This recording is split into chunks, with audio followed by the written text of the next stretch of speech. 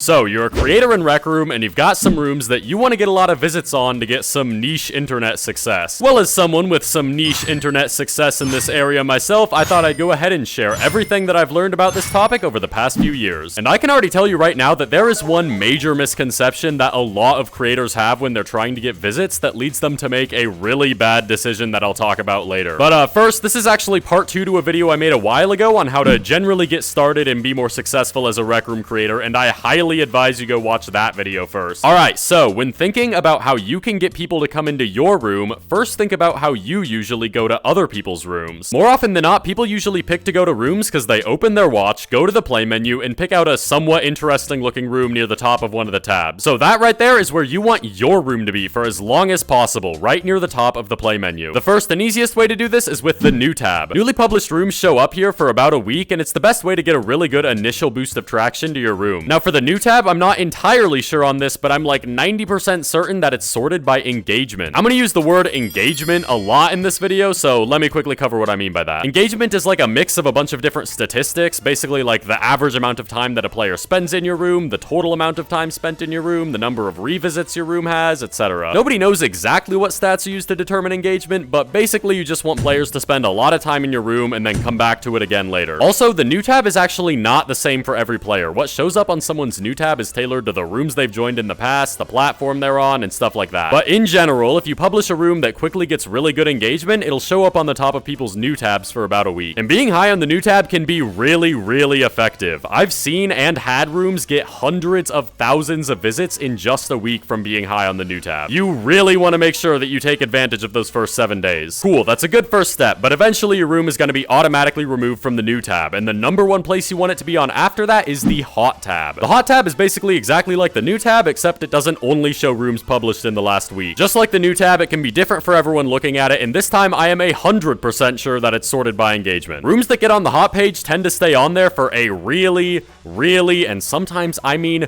really long time. So if you can manage to get a room on there relatively high up, it'll probably continue getting consistent visits for quite a while. So with engagement being the number one thing that gets your room on the 2 most important pages to get on to get visits, you're probably beginning to realize how important it is. Which then leads to the question of how do you make a room more engaging? A lot of PvP rooms with large maps tend to get high engagement because players can spend a lot of time walking around in them. A lot of targeted hangout rooms tend to get high engagement because people can sit around them for a really long time talking to and meeting other people like them. High quality multi-subroom quests usually get high engagement because they usually take a while to get through and people want to play through to the end. Leveling and currency systems are also usually good for engagement because they can entice players who like the game to come back more than once. Those are just some examples for different kinds of rooms, but hopefully you get the idea. The best way to get good engagement is to just make a really fun room, because that'll do the trick just fine. If you go to the room stats page on RecNet, it shows a graph with the average time players are spending in your room per day. Again, this very likely isn't the only factor of engagement, but generally I've noticed that if you want to get on the hot page, you probably want to be shooting for 20 or more average daily minutes. This graph also kind of just sucks a little bit because it doesn't show data unless your room is already getting a decent amount of daily visits, but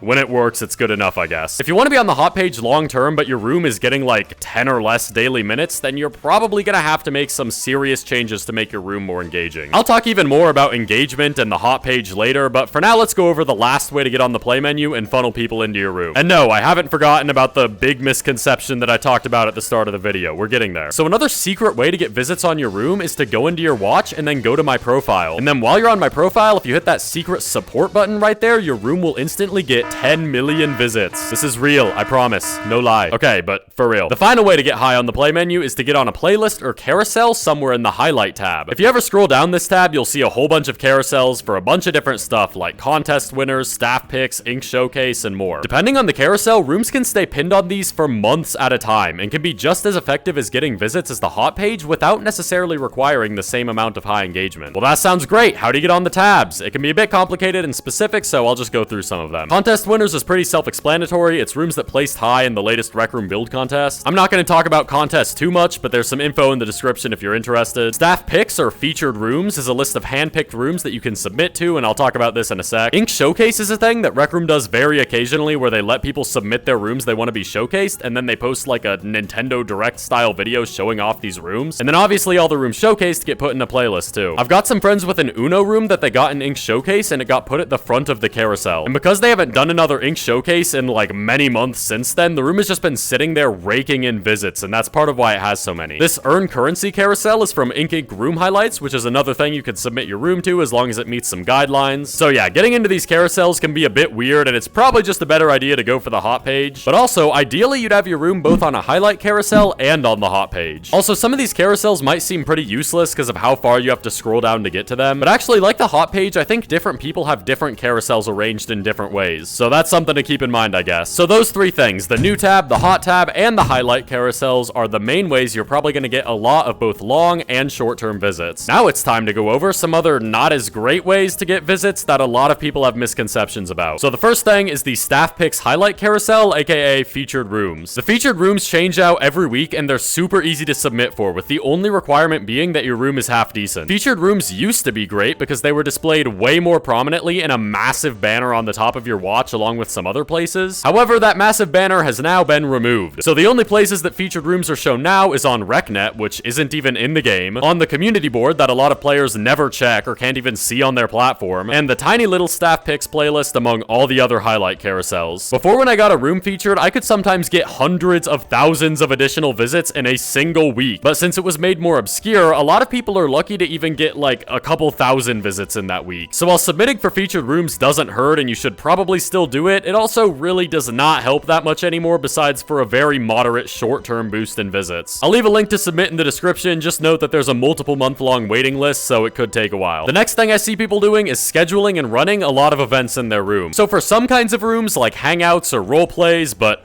mostly militaries, let's be honest, running a lot of events can be a good idea because that's the main way people get together and interact with the room. But for most rooms, like a regular game, running events isn't really going to do much besides giving a very small short-term boost in visits. You have to remember that when you run an event, the event only uses a single instance of the room, and if that instance fills up, nobody else can join. That means by the end of the event, you might have an extra like 100 visits on the room if everything goes well. And even if 100 seems like a lot to you, those visits aren't doing anything to help the long-term success of the room. Remember that engagement isn't based on the number of visits that your room already has. It's based on how long the players who join your room spend in it. So if your room inherently isn't keeping people in it for long amounts of time, spamming a ton of events isn't going to do anything for you or help your engagement at all. So while events can be good sometimes, and in some cases, most of the time it's just a lot of effort to try and force something that isn't going to help you very much anyways. Another thing that I see people trying is subscriber announcements. An announcement is something you can send out to everyone who subscribes to you on Rec Room to go check out a room. This can be useful right when you publish the room to get an initial batch of players, or maybe right after you do a major update, but besides that, it isn't very useful. It's just like the events. Spamming subscriber announcements might get some extra people into your room, but if your room has bad engagement,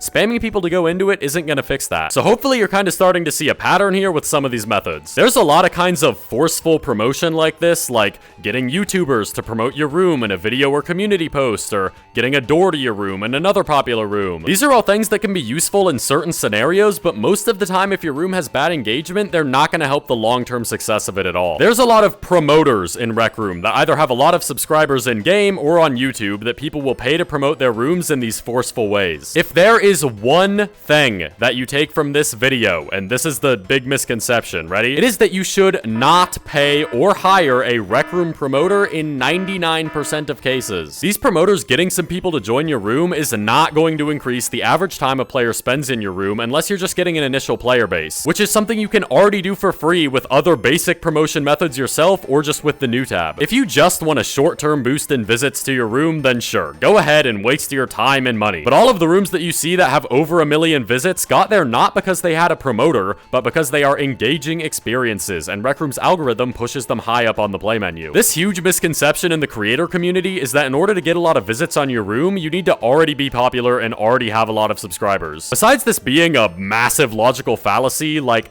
how do you think that the popular people got popular in the first place before they were already popular? It's also just straight up wrong. The amount of visits that your room gets is not determined by how many subscribers you already have. It's determined pretty much entirely by the actual design of your room, and for the millionth time, how engaging it is. Or I guess you can get on a long-term highlight carousel like I mentioned before. I want to make it clear that I'm not saying that the most engaging rooms that get players to spend a bunch of time in them are the actual good rooms. I'm just saying that's how Rec Room's algorithm works. So if you have a dead room that you want more visits on, but you notice the engagement is low, then just try again. Make a sequel with more engaging elements to try and keep the audience in there longer and get on the hot page. Don't try to force it by hiring some promoter that'll make a few announcements or posts about your room and then forget it and take your money. This video was originally going to be about how to get visits and how to do good monetization, but this part of the script was long enough already, so I split it in two. So subscribe if you want to see that in part 3, the finale of this mini-series on how to be a successful creator.